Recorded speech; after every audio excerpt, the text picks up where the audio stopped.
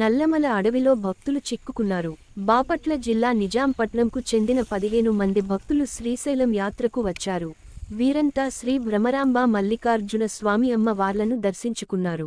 అనంతరం శ్రీశైలం సమీపంలోని ఇష్ట కామేశ్వరీదేవి ఆలయానికి వెళ్తూ నల్లమల అడవిలో దారి తప్పారు.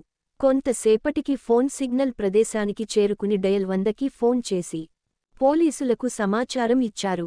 తక్షణమే స్పందించిన పోలీసులు, అటవీ శాఖ సిబ్బంది సహకారంతో అడవిల్లో చిక్కుకున్న భక్తుల కోసం పోలీసుల గాలింపు చర్యలు చేపట్టారు. నల్లమల అటవీ ప్రాంతంలో ప్రాణాలు అరచేతిలో పెట్టుకుని బిక్కుబిక్కుమంటూ భక్తులు నానా అగచాట్లు పడ్డారు. మరోవైపు ఏ అడవి జంతువు దాడి చేస్తాదో తెలియక ప్రాణ భయంతో గడిపారు. అసలే చలి కాలం కావడంతో చలికి తీవ్ర ఇబ్బందులు పడ్డారు. చలికి తట్టుకోలేక అడవిలో మంట వేసుకుని సేద తీరారు. ఎట్టకేలకు నల్లమల అడవిలో దారి తప్పిన భక్తుల ఆచూకీ కనుక్కుని వారిని సురక్షిత ప్రాంతానికి తరలిస్తున్నారు. నల్లమల అడవిలో భక్తులు చిక్కుకున్నారు. బాపట్ల జిల్లా నిజాంపట్నంకు చెందిన 15 మంది భక్తులు శ్రీశైలం యాత్రకు వచ్చారు. వీరంతా శ్రీ భ్రమరాంబ మల్లికార్జున స్వామి అమ్మ వార్లను దర్శించుకున్నారు. అనంతరం శ్రీశైలం సమీపంలోని ఇష్ట కామేశ్వరీదేవి ఆలయానికి వెళ్తూ నల్లమల అడవిలో దారి తప్పారు.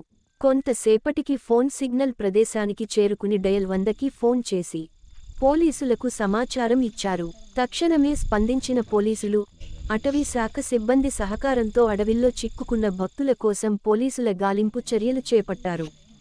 నల్లమల అటవీ ప్రాంతంలో ప్రాణాలు అరచేతిలో పెట్టుకుని బిక్కుబిక్కుమంటూ భక్తులు నానా అగచాట్లు పడ్డారు. మరోవైపు ఏ అడవి జంతువు దాడి చేస్తాదో తెలియక ప్రాణ భయంతో గడిపారు. అసలే చలి కాలం కావడంతో చలికి తీవ్ర ఇబ్బందులు పడ్డారు. చలికి తట్టుకోలేక అడవిలో మంట వేసుకుని సేద తీరారు. ఎట్టకేలకు నల్లమల అడవిలో దారి తప్పిన భక్తుల ఆచూకీ కనుక్కుని వారిని సురక్షిత ప్రాంతానికి తరలిస్తున్నారు.